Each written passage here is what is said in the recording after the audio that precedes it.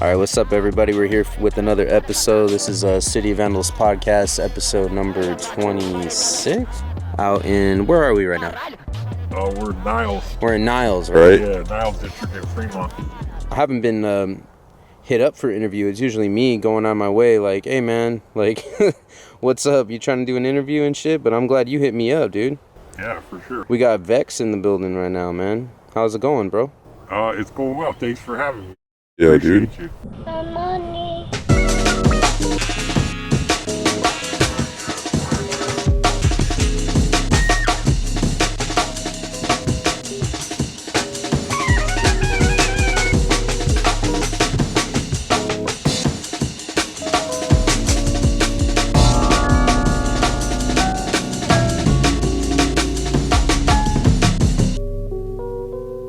So, VEKS, you are,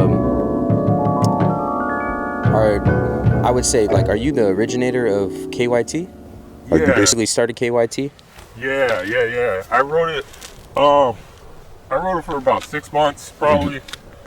Just like next to my shit, Kill Your TV, and then when I met Puzzle in San Jose, we hit it off, and right before he left town to move away, we were like, let's start a crew, you know, and then it became like a crew, you know. Yeah. But that was when it became KYT, I guess. What are like the letter acronyms? Yeah, like, what are the origins of KYT? I mean, Kill Your TV is like some old Bay hippie shit. My older stepbrother saw a banner that said "Kill Your TV" in the Highway 17, like in the Santa Cruz Mountains, and came home and like told me about it. So that's when I Kill Your started writing TV. it. That's sick. But So that's how it basically started. Somebody else had posted a banner out there. slogan back from like the hippie era of Uh-huh. graffiti, when it was more like slogans and political stuff, like late 60s, kind of the height probably of graffiti. There's more graffiti books from like 1968 than there were, you know, until like the mid 2000s probably. Like, so it was just, graffiti was just like a countercultural phenomenon at that point. I see. So Kill Your TV was one of the, I guess, Bay kind of slogans or whatever. So this is like a San Jose history episode here. Because you go back, you started painting in like San Jose area? My dad moved to San Jose when I was 7, and I had 2 older stepbrothers, and they were junior high age, so they were Colombian. I was white, so that tapped me in a little bit more to like the minority communities and the subcultures that were going on in that, where I was kind of the lone white kid. So graffiti became the way as a like white kid that you could kind of like do your shit or have a thing you could go hard at. Like, I wasn't allowed over here. There was a whole gang. The Niles boys was over here, and they were, you know, I was white. That was who I like played baseball with or whatever the fuck all day. But as kids were filing into that, you know, like junior high age, like those kids went that way, where graffiti was like the thing I could do. Okay. Yeah, I moved there in 87, learned about tagging kind of in that height of like 89, 90. I would have started tagging just like on, you know, the fucking park playground, or like the poles on the way to 7-Eleven, or just whatever had tags on it. Like at the end of my driveway, there was probably like 50 tags just on the pole.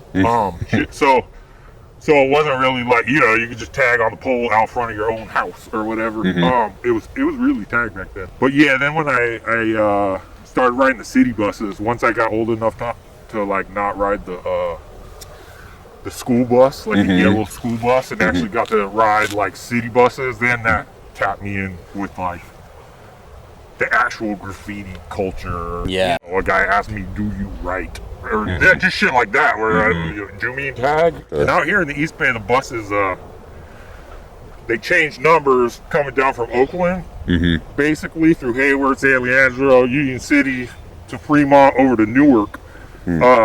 So the riders from all those cities had tags on the same buses or whatever. So, you know, you learned a lot about big riders, you know, from Oakland or whatever. And they'd all be coming out here to rack. And then San Jose, I I mean, it switched more into the like tag banger scene, really, like in the maybe 92 or 3. And I mean, I was adjacent to that, but I really wanted to get good at piecing, so I kind of got to miss a lot of that. And all of them, the kind of ill dudes from my area, just were cool and nice to me and shit. So I never dealt with like the problems of the graffiti scene in San Jose. Like everybody just kind of let me be. I was nice. I was a fan of them, or what? You know, I don't know. Who was like one of the like biggest names that you would see out there, like in the late '80s, early '90s when you first started? I mean, I had a designated route because my dad would be taking me to stay at his house on weekends, you know, so I would be on the 680 to the 101, and then I would be, when the Highway 87 opened, then we switched to that. I'm from like over by the Capitol Drive-In, so that became a closer route. So definitely, there was this dude, Ace. I think he was in RTM crew with King 157. He had that kind of like Milpitas area, like with villains. And then when the 87 opened, this dude that wrote Acid did a handful of roofs. I think he wrote If, and maybe Acid was a crew called Another City in Distress, I think was what it stood for. Back when there was a lot more of those like word crew names, like Lords or Olds, Arts.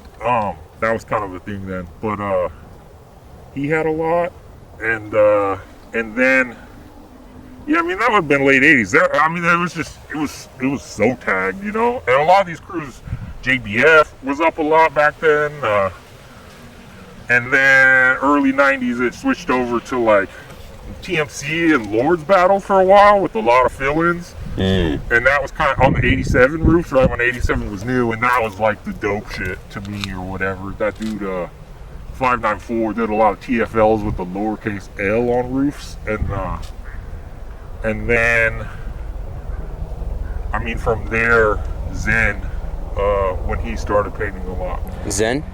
Yeah, Zen. Zen. He was in RTM.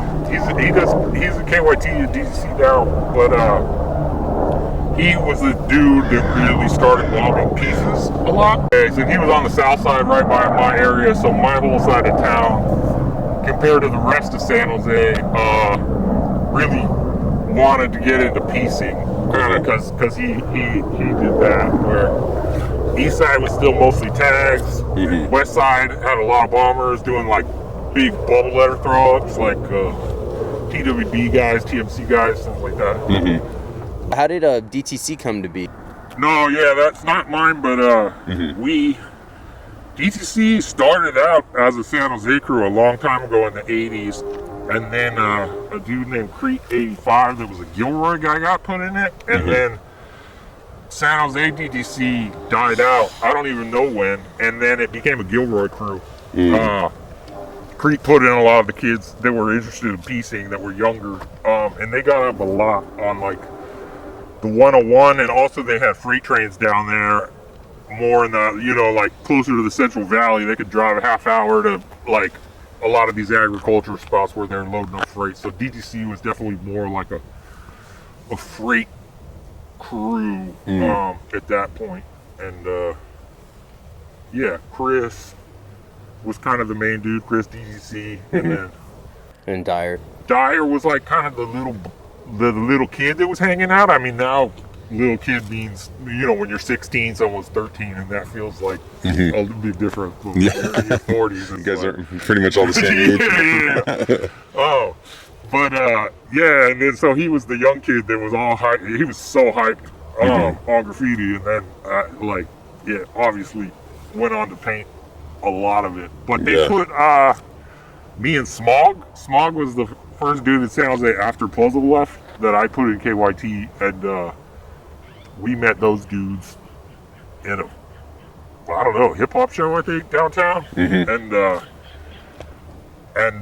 exchanged numbers, and then they had a legal wall in Gilroy that we could take like the 68 bus to down Monterey Road all the way to Gilroy, and we would paint. Me and Smog painted their walls a couple times, and then got in, and then they kind of hooked up. Like San Jose had that hookup thing I do a lot of research as a hobby, like old archives with graffiti, and I mean, I found a lot of stuff from California that kind of, I don't know, disproves, for lack of a better word, like that kind of New York narrative. I see. Okay. Like there was a scene.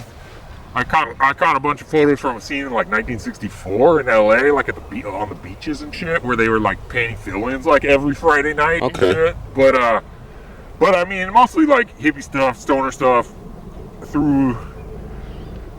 But I mean, graffiti proper, probably like as the subculture as we know it. I mean, there were tags right around here from the 60s. But I mean, I look at old Haight Ashbury flicks, even from the late 60s, you know, 1967 or something, and it'll be like a Grateful Dead dude sitting in front of like kind of a Cursive Flow tag or something. Yeah. So it's really hard to know. I got a flick from like outer LA area where it's like got like a ornate character filled in letters, like psychedelic lettering, you know, 2-color, and then like to the left of it there's like a wheat paste, there's like a cholo tag, there's, you know, all forms of graffiti just in like one photo from like 1967. So yeah, I don't, you know, like nobody knows, I guess. The cholo stuff was around a long time. I think graffiti had a big boom in the mid 80s when breakdancing got popular, sort of nationally, but especially in the Bay Area. So by the time I was into it, you know, there had been, the hip hop thing had sort of died out already by like 86, 87, I think, and then 89, 90, the like gangs got really popular after that movie Colors came out, and then graffiti and, you know, like adjacent subcultures, party crews, like all kind of stemmed out of like the height of gang. That would have been when I was old enough to like know what was going on. But I mean, San Jose had a huge piecing scene, like some of the best piecers on the West Coast, San Jose guys, in, you know, 85 to 1990 basically. Can you name any of them, like off the top of your head? Who you think? Like, well, I mean, Aladdin was fucking crazy good. Had in tons of styles that nobody's ever seen.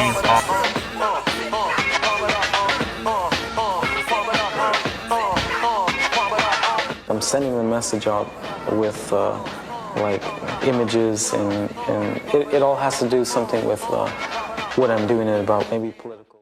There was this guy, Picasso TWS, that was in the, TWS was San Francisco's main kind of like art piecing crew, I guess. I mean, I wasn't there, but they're at least the ones in the books. Crayon and some of these like Raven, Estria, I forget all the dudes, but Picasso was like their San Jose dude, and his shit is, I mean, some of the best pieces there are, you know. You can see some of his in the Freight Train and the Graffiti book. Nexus was a huge one. They had some old walls still up, but he was big. Dare, WCF, I mean, there was a lot of them, but I was young and just catching wind of it. When I first started hitting bridges under San Jose, the main ones in downtown still had some of those 80s or like 1990-ish productions from like Lord's guys. have you painted the San Jose Wall of Fame, I guess? Yeah, that was a big wall. The tunnel, you know, the channel, we used to call it Channel 11 tunnels. I don't even know if Channel 11 exists anymore. There was that, and then right by where the arena, someone laughed at me when I called it the arena, but whatever it's called now. What's it called now? Which one? Where the Sharks play? Oh, damn. It used to be called the Arena? Yeah. Dude, I don't even know now, dude. It's like a company's name, probably, right? Well, it was like the HP for a while. Or, well, we just call it the Shark Tank. Basically under Santa Clara Street,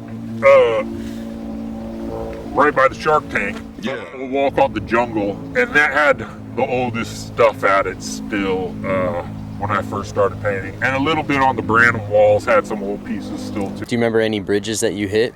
In San Jose? Yeah, like bridges, and not under, but like. Oh, the freeway ones? Yeah. Shoot. 85 had one without, I don't know, I did a couple of, but no, I mean, I did some bridges. It wasn't really my thing like some people. Like, Puzzle got really into that. This dude Futz, Recipes from IA, he was really into that. And then when Eat Fuck who ended up becoming one of my main painting partners for quite a few years. He was very active, but he came out kind of like how I would say like how that guy Look right now is. Yeah. Like Eat Fuck just came out of nowhere and was only doing heavies and only doing like all the craziest bridges. Like it was just like I've never heard of him, and like sudden just on all the craziest spots. Yeah, I'm glad you checked out that interview. That's what you told me. You're like, bro, I saw that interview. That was dope. And Yeah. So, Look was doing his thing out here. Even like my mom or dad or something was like, I saw this tag, Look. If you're doing enough for civilians to know it, get it legible. Because a lot of people just are painting for one another, you know? Like, yeah, I mean, he had his style getting better and better. Take up this whole spot. And then he'd write like cool messages next to it. And that's what he always wanted people to feel like when he saw those messages. I was hyped that I saw it last time I guess I was just dog sitting in San Jose for like a week on the south side, and I saw a bunch of stuff run. Yeah, no, I mean, San Jose's dope. San Jose is slept on, but Why do you think San Jose is slept on till this day? Like, because I remember before we started filming, you were talking a little bit about how San Jose was. I think it wasn't when graffiti was more of a minority-based subculture, Hispanic, Filipino, you know, because a lot of people in those communities had a lot of relatives in San Jose. Like that was the spot in the 70s where you could buy like a cheap track home, you know? So a lot of like Filipino moms and dads getting out of the Navy, or, you know, like just like, I mean, my stepmom was from Colombia. She bought her house in the 70s. And, you know, they'd be like a nurse's assistant or just, you know, kind of get the certificate and then be able to like buy a house there. I don't know. It seems like in the 80s, San Jose was a lot more connected in when it was like a wall painting scene. Like where there was a handful of walls, and San Jose had a couple legal walls, like Lev Taylor. So then, like San Francisco people would be coming to it, and the, you know, it was a smaller scene probably. So just anyone that was pieced, you would want to be friends with. But I feel like San Francisco switched over. Their scene switched over more culturally with people that were interested in skateboarding started moving there, and people that were interested, and also art students going to the art schools there. Where that scene of people was just very detached from like a local Bay culture of, you know, out here, San Jose or what, you know, it's like people living at their mom's house crushing, you know what I mean? It's not like I moved halfway across the country to only do graffiti in San Jose. So we didn't have that there.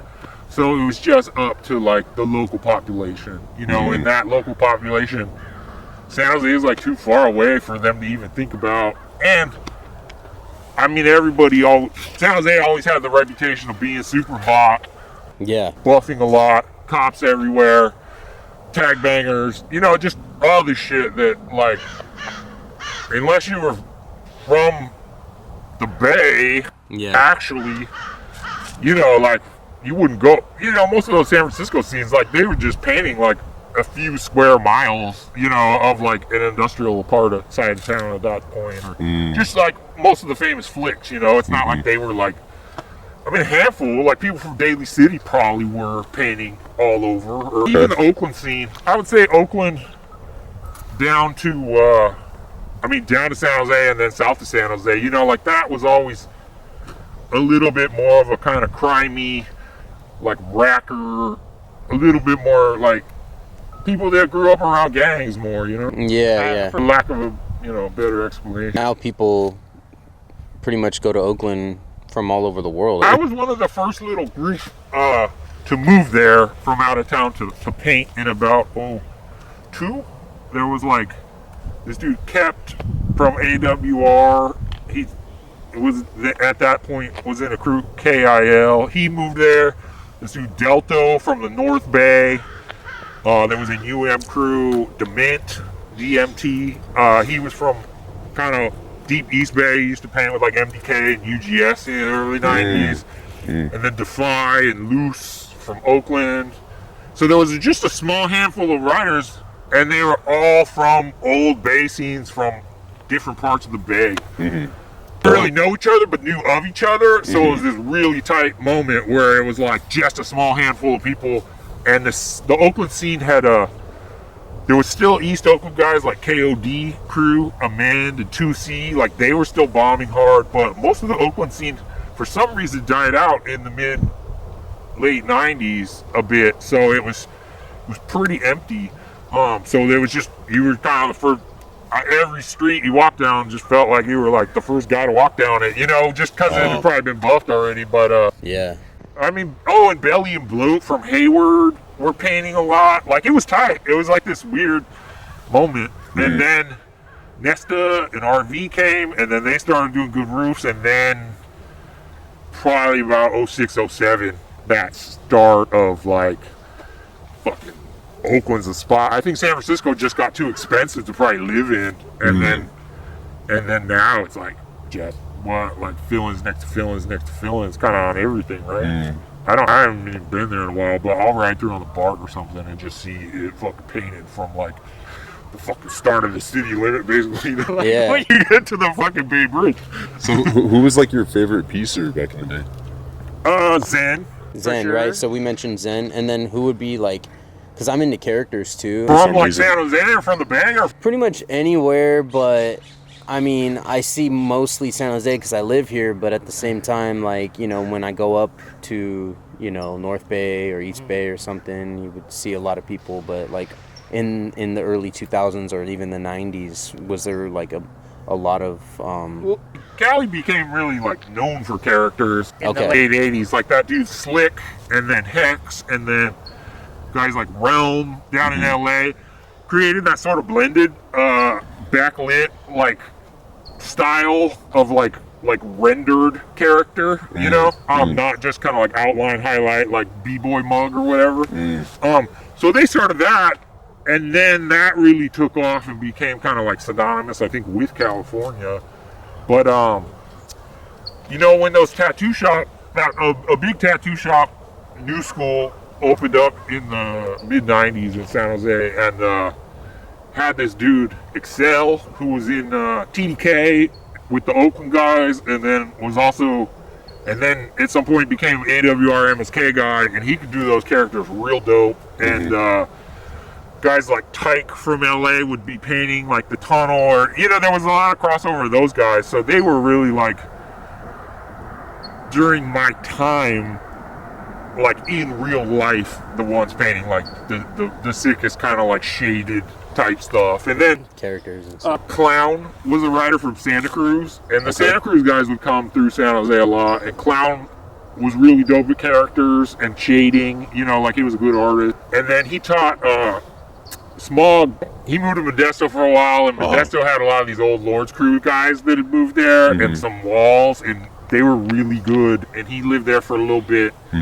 Clown kind of taught him, I think, some shading shit, and then he came back and really like game changed. Even piecing letters, just shading, blending, using colors to kind of sculpt out letters and two-tone highlights, just a lot of, and even the letter forms of kind of converting like an old English block style into wild style graffiti. What would be like your craziest night that you went out, or like, do you have any like stories like that, like any close calls or anything that basically got you to be like, oh shit, that was fucked up, too close? I mean, I did a lot, but I mean, for a couple of years I probably would have been doing, you know, upwards to the most in America, probably. But graffiti's hella easy, man. Fucking chill and wait for the right time to do it. I mean, I think when we were kids, it was like this, like, oh, wait till 3 a.m., you know, but like San Jose had a curfew at like 10 p.m. I don't know if it still does, but like we had to do all our shit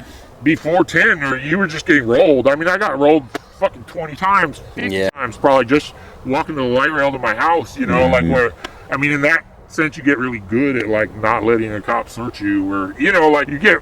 How do you not let a cop search you? Just tell them no, you know? I mean, when I was a little ass kid, I didn't know you could do that. Yeah, you're like, nah, I don't consent to search. Yeah. I was with that dude, Puzzle. I was probably 16, 17. It was right when we met, and like we got rolled at like 2 a.m. and he was just like, he was like deep into like kind of left wing, you know, grindcore punk stuff, you know, probably reading Z's that were teaching you fucking how to like hate cops. And he was like, no, I got a right to privacy. Where I was just like, fuck, you can say that? Wait. Like, and then Yeah, I have a right to privacy too. Yeah, I was good. I was good. As long as I say no. I'd That's throw a sad. streak over the freeway. I'd be like, nope, didn't throw anything. Nope. I mean, we were the first to do like the light rail. You know, that felt crazy, like to do. Like, not that it was hard. The trains and stuff. Yeah, piecing on that, like it. You know, that was like, oh shit, we're fucking paying the what? You know, I did the Barts. Shit with this dude. You ever heard of Isuzu IA? He's a TWB. I'm like, anybody painting, anybody crushing, like, graffiti belongs to them. No matter how good, bad, whatever. Like, if you're fucking rocking it, then, like, I did it for a while. I tried to keep it going or push it forward in the ways I could, you know, in the ways that I hadn't seen it done, that I wanted to try, but now other people got to do that. Yeah, what would you say your style is like? Like I seen a lot of funky letters and stuff, and you connect your letters together, and you give it But I mean, it's still rooted in like old Bay Area funk piecing, right, in a way that probably newer writers, they were probably even influenced by a lot of shit I brought into the graffiti world, which was like pulling things from other places. Where I learned about, when I first learned about art history, like proper art history, painting, which like, you know, cubism, or it was just these kind of like, how do I make a graffiti piece out of cubism, or how do I, you know, and so a lot of people now just get to start with that as their base point, you know. Yeah. I still always am kind of rooted in, like funky old Bay. So yeah, the buses were grilled top to bottom, you know, like by the time I got in, it was just shit had died out and changed over a little bit. Basically the tag banging thing had kind of got a little less popular, and so that allowed us to really just focus on painting. But yeah, no, I mean, I was really trying to like do styles of piecing that I hadn't seen yet. But in that sense, I was just like importing played out shit from other subculture. You know what I mean? It was just, at that point, you could just copy a psychedelic fucking rock album cover, and like you'd be the first guy that did that. Like it wasn't really rocket science, but once the internet got bigger, Google Image, everyone became a graphic designer. So like just appropriating something and turning it into graffiti became a lot more common. So I just lucked out on the timing. I see it. But at one point I was really like, they stole my shit. I fucking created that. I got caught up in that, and then once I got out of graffiti socially, I still did it, but I started meeting a lot more just like fine artists, conceptual artists, etc., where they were just kind of like, well, that's fucking the most basic shit from 1950s whatever, that shit. Where I was like, damn, you're right. I spent a lot of my time painting It's cool. in cities that didn't have graffiti scenes yet. Like I was always moving to a city that didn't really have graffiti and just kind of painting it in peace, like so. In cities that I did live in, they had a lot of painting. Like I was always just trying to find rooftops that had never been done before, or some way to kind of like do a new thing or test out something. I wasn't really ever like trying to be like the dopest at a thing. It was always more just like fucking, how would I do it that way? And wait, so you were in KYT, or originator of the KYT, right? Yeah. Were you only in that? No, I was in King 157's crew, RTM. RTM. I was in TWB. I was in ASE, which was Mr. Left's crew. That was a really big West Side crew that was doing kind of the most fill-ins in the later 90s. ASE? Yeah. Okay. Is it the same as All Suckers Envy? Yeah, also San Jose, it wasn't really like, we weren't really like hanging out with like different crews the way that like the big cities have like a bar where like every skateboard dude from every crew is all like lined up together at the bar or whatever. Like San Jose was like chilling at people's houses or something. Maybe that was just because we were like too young to go to the bar, or I don't really know. But there was very little crossover with other crews. We hung out with DWA a little bit.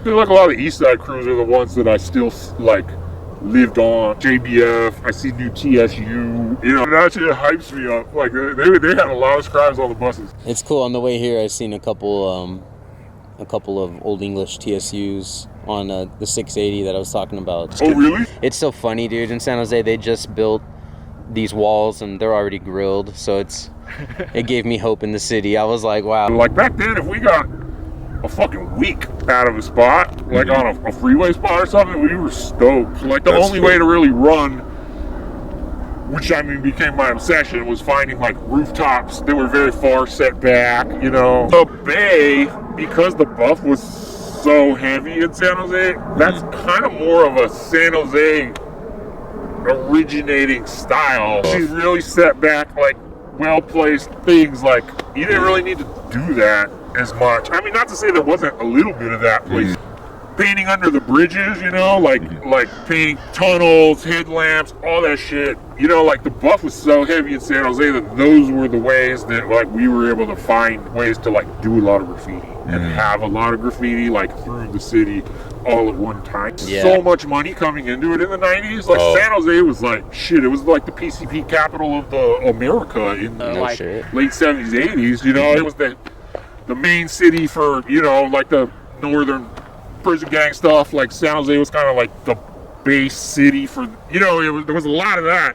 And so when the tech money came in, they just tried to fucking wipe it hard, you know. And they just hired like so many cops, had a curfew, fucking 20 kids in jail for, I know dude that did a year as a minor for fucking tagging. I think with the HYSU high school dudes, and also that Romancer dude, he was up fucking way back. Yeah, he's a cool guy. I met that guy. He's good. Oh, cool. Yeah, he had a lot of dope scribes. I think he was in KDR crew before HYSU, which got cast. It was in KYT road also. He had dope scribes. Yeah, I know like that lady, what's her vice president, Kamala Harris. I think she was trying to give KUK a gang injunction. You know, like they'll make big news with it and then like not do it. Like the MTAs in LA, I think they try to do that. I feel like a lot of it's because of like them trying to gentrify areas, you know, where it was like a way to get the visual of the gang out of like Echo Park in LA or something, you know, where it just became illegal to like, or like hang out with like anyone that grew up in the area, you know? Just so people buying houses would get kind of tricked into it and be like, oh yeah, this shit's fine, you know? And where it's like, dude, you're fucking right. But so the injunction typically works that way. Do you remember in like early 2000s, like Musk and Hirafa? Yeah, I saw that. San Jose has a lot of big bombers came out of there. Or the area, that dude Ty, you know, that's famous for dying. He's R.I.P. an Ty. old rider from down there that was in like Red's crew. Yeah, Ty, he was a old South Bay rider. And then I guess he moved to SF. And all that graffiti that he's famous for, like, I mean, he wrote for years and was around, but I just mean that he did all that graffiti in like such a short period of time. It was like insane how much he painted and how kind of like savage he painted compared to what was going on right then. A lot of piecers, Big pieces too. and a lot of people from out of town kind of moving there and doing a little bit more precious style stuff. A lot of like Twist fans, you know, like that. Twist. I mean, Twist was the god, man. Like that dude, fucking yeah. I mean, I can't explain how important like him or like Reminisce, who did the horses. The horse. I was about to say that. Yeah. I could take Bart from here to San Francisco, so I actually had, you know, like San Jose, the East Bay, and San Francisco, like scenes on my radar, which a lot of like San Jose people, you would only know San Jose or Frisco would only know it. So, but those and like Doug, I mean, they were good. So, Doug? but anyway, a lot of people moved to San Francisco liking that stuff, and kind of it became piecing in the, you know, there was that big earthquake in like '94 or something, and a lot of buildings got torn down because they weren't like retrofitted correctly. Oh, okay. So there was all these empty lots. Frisco was tagged as fuck in the early 90s. Big crews, KGM, these guys, I mean, they had tags fucking, Fat Cat tags everywhere. US crew, Orphan, and Reverse, and those guys. I mean, it was grilled. And then the bus hopping thing, Pocket, these guys formed. They had so many tags. But that scene, I mean, the Bay local tagging scene, I just think it quit being like a youth subculture for like high school kids at some point in the Bay. I don't know why, where it became less and less. But so that city got kind of overtaken by more out of town guys that were interested in painting like nice pieces. Where Ty came in and just fucking demolished it with just savage, giant, scraggly, and then this guy Fate from MSK fucking was there too at the same time. Fucking monster, just doing monster graffiti. So, I mean, that shit hyped us up. Yeah. Heavy, like a lot of like KYT in general, you know, was hated on pretty heavy back then for doing like kind of like whack shit. You know what I mean? Just like brazen, sloppy bombing. You know what I mean? But that, I mean, that shit was influential to the way we were painting, or the ethos of like fucking destruction. I mean, we brought out fire extinguishers, made etch bath popular around America. Like there was a lot of these things that were just kind of like vandalism, you know, that was where graffiti still had kind of that hip hop kind of piecing, you know, thing, which I'm very much a part of, you know, like that. Extinguishers, you would think started in like early 90s and something like that? We actually got put on 2 extinguishers by an old OFA dude that wrote Salem from LA. He had moved up to Seattle and he like explained how to do it. And then O's and Gel did one. And then Tor and a couple other people did some big KYTs in San Francisco. And then that became kind of then Tor moved to New York City and him and O's did a couple there. And then that became like impetus of like the scene of fire extinguishers. It still goes on now. We taught this dude Nua that was in Mayhem crew, and he might have been in Iraq crew, but he taught that dude Sacer. You ever heard him? He died in New York, big rider. Sacer? Okay. He had hit up Nua to ask us how to do a fire extinguisher tag or whatever when the KYT dudes had done a few in New York, and we weren't like you know, it was like, oh cool, here's how you do it. Yeah, of course. Yeah, everybody learns. Yeah. That's sick, dude. The etch bath thing too. This guy Tor, T-O-R, I mean, he was an old partner of Orphans in about like 1990. Wow. And was really big on the cutty tags, and he didn't do any pieces or throw-ups at the time, and just was like figuring out ways to make a tag big, or, you know, I don't know. He was just only tag focused. So he developed a lot of tools and techniques and approaches, you know, that are just kind of mainstay, like every city USA now, you know. But not to say Constant Revs. I mean, there's people that definitely had like bigger influences on the way graffiti was painted, or even the way we painted. Is there anybody up right now that you have your eye on? You're like, wow, like, dude's crushing. Besides Look. Looks tight. Yeah. I mean, I'm not around San Jose, so my or anywhere. relation to San Jose. There was this dude Zenko that was painting a lot around America that was really dope and getting a lot of cool spots that I was jealous of. Not in like a hate, not like a bad way. I just mean like a damn really good spots in the LA area too, like out the Greyhound window, where I was like, man, that motherfucker hiked out here, did a fucking tag, you know. And then Kose, K-O-S-E, Kose, he was from down this way. They just been bombing since like '86, like nonstop. You know what I mean? And like, that's you know, like the equivalent of that in New York or something is like a legend to the entire planet. I mean, that dude Bravo. But as far as new writers, I don't know. I mean, I spent a lot of time in LA in the last few years, and I mean the MTA guys and the OTR guys down there. I mean, it's phenomenal, the shit that they do down there. Like, you know, like, I was one of the crazier dudes for my era as far as like painting a big fucking thing on the corner or whatever. Like, it wasn't like my whole practice was that, because that shit got buffed. But I mean, I would be like, fuck it, I'm gonna paint the bar, or fuck it, I'm gonna paint the piece on the corner, paint McDonald's windows with a fat cap fill-in, or, you know, where I mean, those MTA and OTR guys, it'll be like one fucking city block of like Broadway, the hottest street, you know, in LA, and they'll have like 5 things that are like crazy or as crazy, fuck it, crazier than like anything I did in my whole life. You know what I mean? It's just like boom, boom, boom, boom. Tagging is like kids still. Yeah. And it's like, that was the most hyped I ever was on graffiti. When I was like, it's like, tag is like being like a 13-year-old that's like allowed to stay out all night when you're like my age. You know what I mean? It's tight. The way that like images get traded and archived, you know, like it allows for people that no longer write to sort of own and have a place in graffiti in the way that years ago it was like if you weren't out painting that week, you didn't write anymore and nobody cared. You know, so there's just things like that that are cool, but they're not what I wanted to do with my life, I guess. I didn't want to. Makes a lot of sense. I want graffiti to be something I like. It's a thing that I can always like do if I need to, or like it's the only kind of like it's my favorite thing. So I'd hate to like eliminate my ability to do more of it as much as I want. You know? With the career stuff, that's when people start, you know, like having to, you know, there's a certain amount of sacrifice you have to give to be able to do that, and that is putting your face out there and paint. Not to say you can't keep painting, but.